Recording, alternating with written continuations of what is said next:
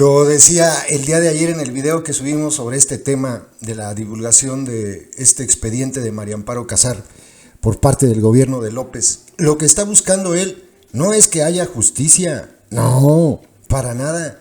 Él se está vengando. Yo no sabía, pero esta señora escribió un libro que se llama Los puntos sobre las IES y habla obviamente del sexenio fallido, del más infame de todos los merolicos. Es eso lo que le dolió, es exclusivamente eso. Y también que, y fíjense, él lo dice de manera distinta, dice, no me han podido probar un solo caso de corrupción, porque ya ven que esta señora es la que dirige Mexicanos contra la Corrupción y la Impunidad, que por cierto ellos mismos también publicaban los casos de corrupción de Peña Nieto, aparecieron en ese sexenio, pero ahora como se trata de los casos de corrupción de la organización delictiva de la secta, ya no les gusta. Antes ellos compartían las publicaciones, las investigaciones, y eso dice López, que no le han podido probar uno solo de todos esos escándalos de corrupción. No, más bien él no ha podido desmentir uno solo, no ha podido. Han publicado cosas verdaderamente graves sobre el atraco que están cometiendo sus funcionarios, específicamente en el caso de Dos Bocas y en el caso del mal llamado Tren Maya. Ahí están las investigaciones. Son ellos los que no han podido desmentir uno solo de sus reportajes. Ese reportaje, por ejemplo, de los guachos que se están enriqueciendo brutalmente con la obra del mal llamado Tren Maya, en complicidad con los hijos de López y el que tienen de testaferro, el Amílcar Sandoval. Ahí están. Amílcar Olán, no es Sandoval. Crescencio Sandoval, por cierto, Chencho, el famoso Chencho, ellos son los que publicaron sobre este departamento de lujo que tiene el guacho este. ¿Cómo le hizo? ¿Cómo obtuvo ese departamento con un sueldo de funcionario público? Es que son corruptos y lo que les molesta es precisamente que se exhiba su corrupción. Si este señor, como dice, tiene pruebas de un acto de corrupción de esa señora, pues que la denuncie ante la fiscalía, que la metan a la cárcel, que le quiten el dinero que supuestamente le robó a Pemex, que lo hagan, pero es que ni siquiera eso va a hacer. Él nada más está tomando venganza, el viejo es un costal de odio, es vengativo, pese a que diga que su fuerte no es la venganza, claro que lo es. En serio, ya a estas alturas del partido es verdaderamente tonto aquel que le crea. Es un mitotero, eso es lo que es. Les voy a dejar lo que dijo el día de hoy porque llegó a la mañanera acompañado de Octavio Romero Oropesa, el agrónomo que dirige Pemex, maldita sea. Pero bueno, llegó con él y después de empezar se soltó con una diatriba como de 20 minutos, diciendo tonterías, hablando del INAI. Todo esto se acomoda para darle al INAI, para decir que el INAI no sirve y que nos cuesta 1,000 millones de pesos. Y la corrupción de sus hijos, ¿cuánto nos cuesta? ¿Cuánto nos cuesta la corrupción de Rocío Nale? ¿Cuánto nos cuesta la corrupción en Pemex? De eso no habla, porque según él, todos sus funcionarios son ejemplares. Todos sus gobernadores son finísimas personas. Es que es verdaderamente farsante. Se los dejo en velocidad doble, como si hablara una persona normal y no el subnormal que está en la presidencia. Y también le pedí al director de Pemex que se informara más sobre este asunto que se trató el viernes, muy penoso, pero vinculado, según nosotros, a un acto de corrupción.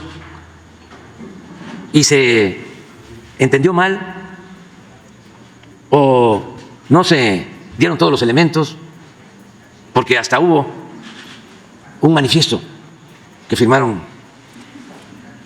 personalidades que siempre, también, dicho sea de paso, están en contra de nosotros.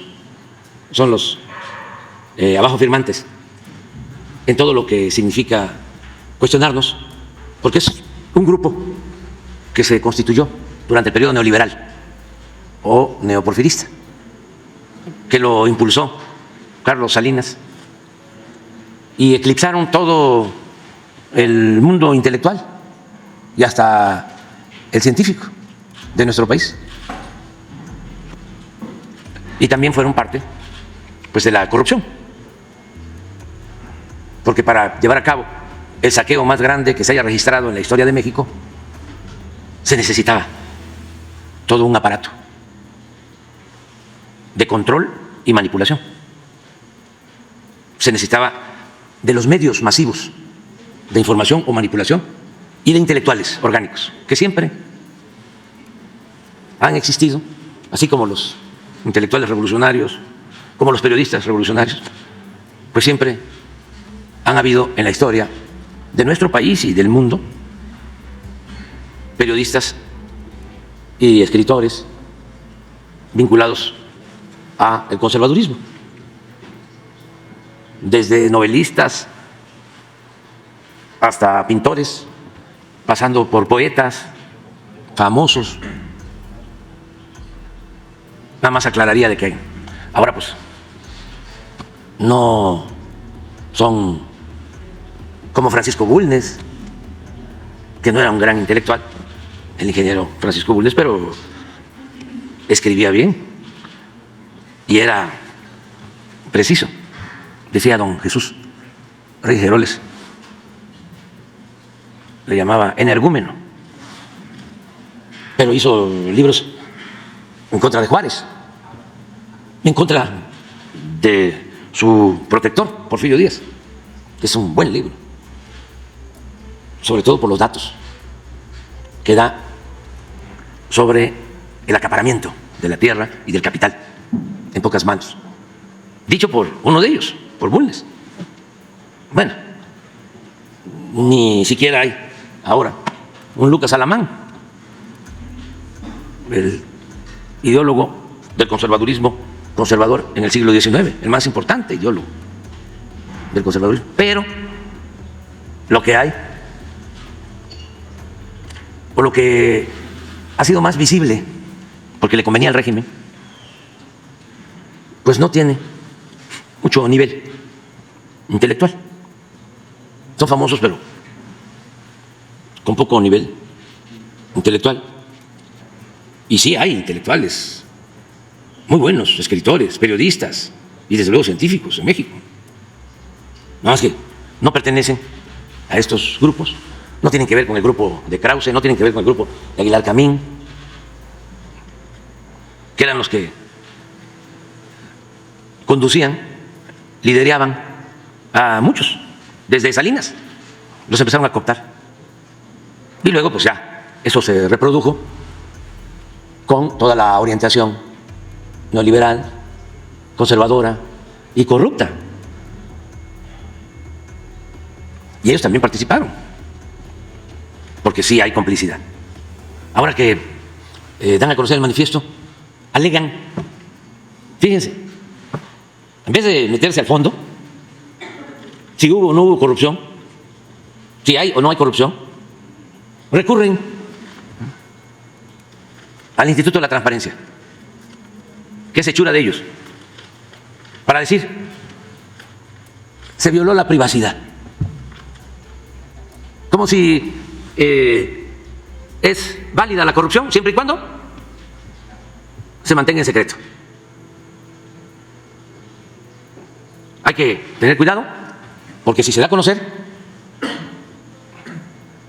se puede cometer el delito, el grave delito de que se viola la privacidad. Imagínense cuánto hubiese yo cobrado por daños causados a mi persona, por calumnias. Y aquí de lo que se trata es de un asunto público, completamente.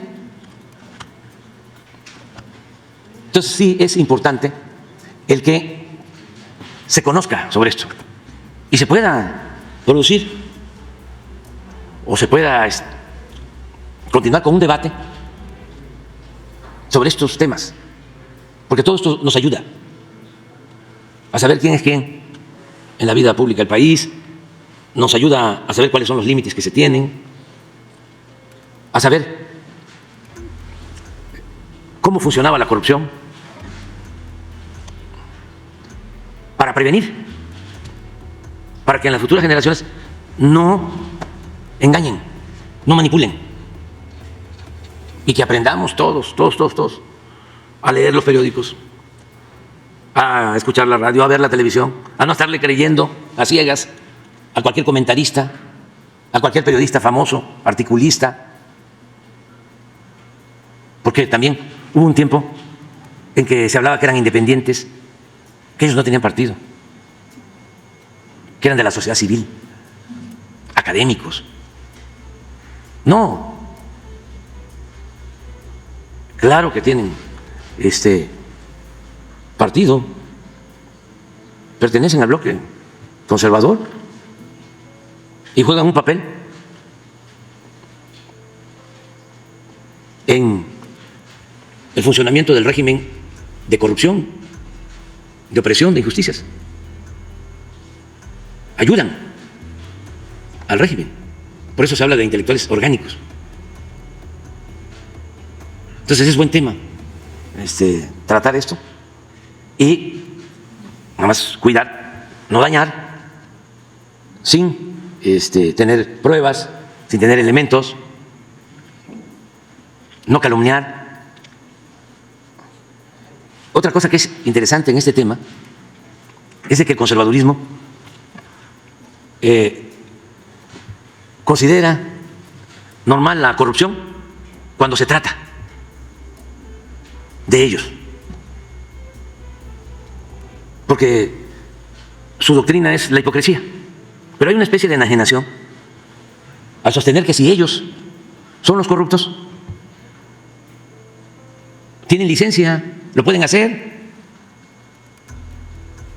porque los corruptos son otros, y llegan al extremo, como este caso, de que forman, constituyen institutos para combatir la corrupción. Es el mundo al revés. Una de dos. O lo hacen conscientemente y son unos cinicazos, o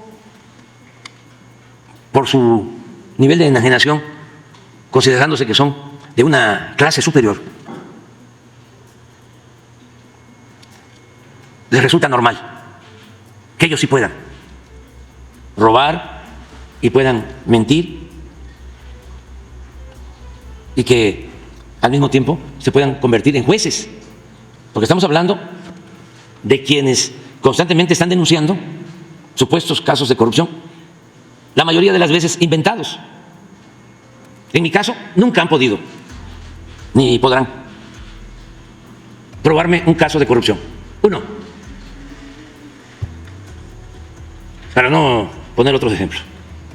Y ofrezco disculpa por hablar de mi persona. Nunca. Y crearon el instituto en contra mía. Aun cuando hablen de que les preocupa mucho la corrupción. Pues ellos fueron también los creadores del Instituto de la Transparencia. Que miren el papelón. Ahora, de oficio, investigando. Si no violamos la ley, porque se dieron a conocer pruebas que tienen que ver con datos personales. El Instituto de la Transparencia, que nos cuesta a los mexicanos 1.000 millones de pesos al año, al servicio de ellos. Entonces, es buen tema. Si queremos desterrar la corrupción, la simulación, la hipocresía, el doble discurso, la doble moral, son asuntos que van más allá de las elecciones, porque un proceso de transformación lo que busca es alcanzar, lograr una sociedad mejor, en beneficio de todas, de todos. Es un proceso para ir limpiando, para ir purificando la vida pública, para ir sacando al país de la decadencia, porque padecíamos no de una crisis, de una decadencia. Aquí lo estamos constatando. No era nada más que no crecía la economía, que no había empleo, que había mucha corrupción. No solo es eso, era la pérdida de valores morales, culturales, espirituales. Un proceso de degradación progresiva en todos los ámbitos, en todos los terrenos de la vida pública. ¿Y cómo se enfrenta una decadencia? pues con una transformación. Y claro que eso, pues es como una revolución, nada más que pacífica. Pero eso molesta y no les gusta a los que están acostumbrados a vivir con privilegios. Pero necesitamos seguir adelante y pensar en las nuevas generaciones. Y nunca más dejarnos apantallar que los abajo firmantes. Es cosa que se vayan conociendo cada vez más quiénes son los abajo firmantes. Como el 90% viven del presupuesto público, que es dinero del pueblo, de los abajo firmantes. Y está bien, ¿por qué no? Ser servidor público. Pero si vivo del presupuesto público, si me paga el pueblo, ¿por qué voy a estar en contra del pueblo? ¿O por qué no voy a tener un poco de profesionalismo, de decencia y de poner, si no por encima, al mismo nivel lo público que lo privado? ¿Por qué? Si me pagan todos los mexicanos, nada más me pongo al servicio de una minoría. Eso es una deshonestidad, cuando menos intelectual.